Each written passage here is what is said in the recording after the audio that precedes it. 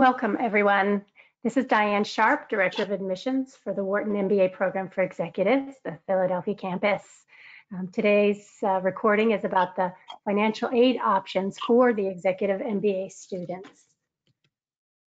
First and foremost, we want to make sure we get all of your questions answered. So please make a note of the email address and phone number for the Wharton Grad Financial Aid Office. We will also have these pieces of information available at the end of the presentation. Joining me today and leading the presentation is Maxine Adekoya, the Director of Student Finances. And I'd also like to give a shout out to my West Coast colleague, Barb Kraft, because everyone's remote. She's not joining us on the recording, but is happy to chat with any of the San Francisco admitted students. But Maxine is in the financial aid office. As I said, she's going to walk us through the information, and she's the one you'll reach out to first. Thanks, Maxine.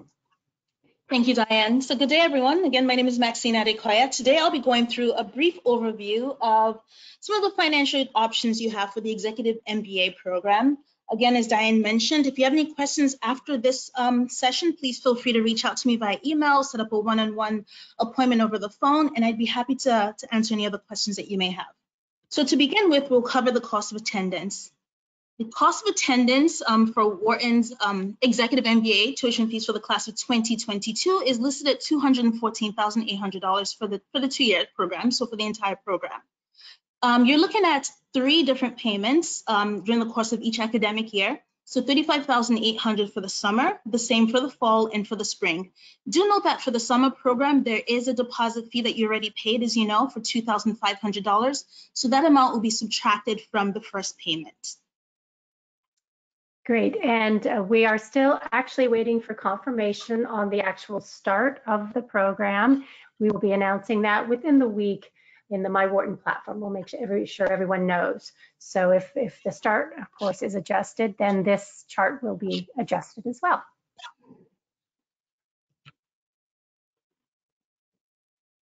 Okay, so some of the funding sources that you can explore include some of the funding sources that you can would include student loan options, right? So for the domestic students, you can take a look at some of the federal student loans that are out there. You can also explore private student loans as well. If you're a student who's a domestic student who's looking to apply for a federal student loan, make sure that you do complete the FAFSA application. The FAFSA can be found at studentloans.gov's website. You do have to complete the FAFSA to receive any federal student loans. There are 2 different kinds of federal student loans available to you. The first is the direct unsubsidized student loan. The direct loan is currently at a 0% interest rate. The origination fee for that is about 1.06. So as of today, the origination fee is about 1.067%. Okay, and that is for the direct student loan. For the direct student loan, it is also capped at $20,500. So keep in mind that if you take out the $20,500, that amount is split over the 3 terms for the entire academic year. Your second option underneath the federal student loans would be the Grad Plus loan. The Grad Plus loan, as it is a federal student loan, it currently also now has an interest rate of 0%. And then you do have the origination fee, which is set at 4.28%. Okay? So for both the Grad Plus loan and for the federal direct unsubsidized loan, as I'd mentioned, please complete the FAFSA. When you do complete the FAFSA, do remember that there's a requirement to complete the MPN, which is the Master Promissory Note, and also to complete an entrance counseling before funds can be dispersed to the university. It generally takes for all these loans about 4 to 6 weeks from the beginning of the application phase until the funds are dispersed. So you want to make sure that you're keeping in mind that it will take about 4 to 6 weeks before the funds are received. Now, for domestic students, you can also take a look at some of the private student alternative loans that are out there. If you go to our website, you'll see a listing of a few lenders that you can actually explore, but also still do your research and see if you can find any other lenders out there that may have a much more attractive interest rate. Typically, for private student loans, we see rates between 5 to about 12%. Okay. For our international students, I typically tell them to explore some of their home country lenders options. If you don't want to go that route, you can take a look at Quorum Federal Credit Union. Prodigy is another one, which is based in the United Kingdom, and also Discover. So for Quorum Federal Credit Union, you're currently looking at prime plus 3.50. Currently today, prime rate is set at 3.25, and then you have the additional 3.50%. And that is for Quorum. For Prodigy, Prodigy is currently set at prime, Prodigy is currently set at 3-month LIBOR plus 4.50, and as of today, the 3-month LIBOR rate is about 1.22. And then finally, you have Discover Student Loans. Discover is set at 3-month LIBOR plus 4.99%.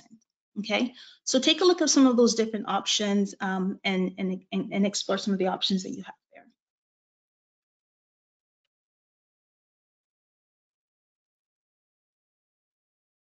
Okay, so if you're in the military, please know that you can start the process. Actually, you'd have to submit a copy of your DD-214 form along with your certificate of eligibility before the university can begin the process. When you submit those, please send them to veterans@upenn.edu, and that department will be able to start the process for you to be eligible for funding from the university. Now, please know that it does take we can only begin that process about 30 days before the first day of your classes start. So if you're going to send the information to us, we do ask that you send both copies at the same time, 30 days before your first day of classes start. If you're 100% eligible for the GI Bill and the yellow ribbon, you'll receive $17,500 matched from the yellow ribbon program, and that's the rate for this year. However, note that next year the amount for the yellow ribbon program will be $20,000.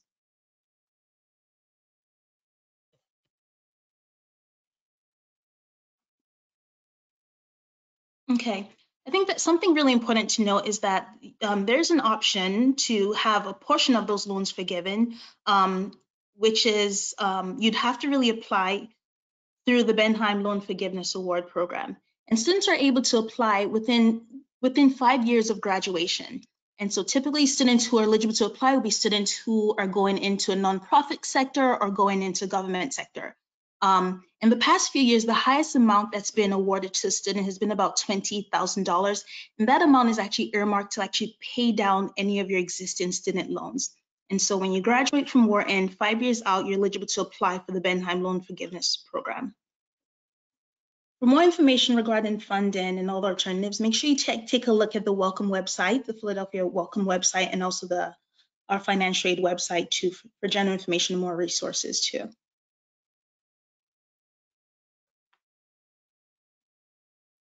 Now, to talk about some next steps. One of the few things that I think is really important as you begin this process will be to take a look at your credit reports and your credit scores. You want to make sure that that's all set. Typically, especially if you're looking into private lenders, you would find that the better your credit score, the easier it is to get a better rate, right? So the better your credit score, you're able to have much more attractive interest rates. So you want to make sure you're taking a look at the credit reports and your credit scores. The next thing you want to do, obviously, is to assess your personal resources, right, and plan out for the next 2 years. I typically tell students that if they're looking to go in with one of the private lenders, then it may make sense to actually use savings. If you've saved some money, use savings to actually pay for the first amount of your first few years, and then maybe consider some of the lending options that you may have in the future.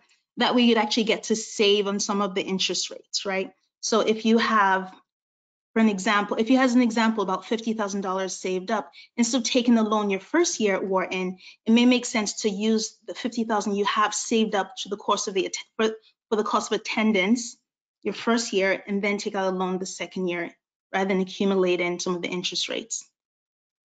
The next thing you might want to do is definitely take a look at the website. The financial website I've mentioned a few times. We have a host of resources there for you.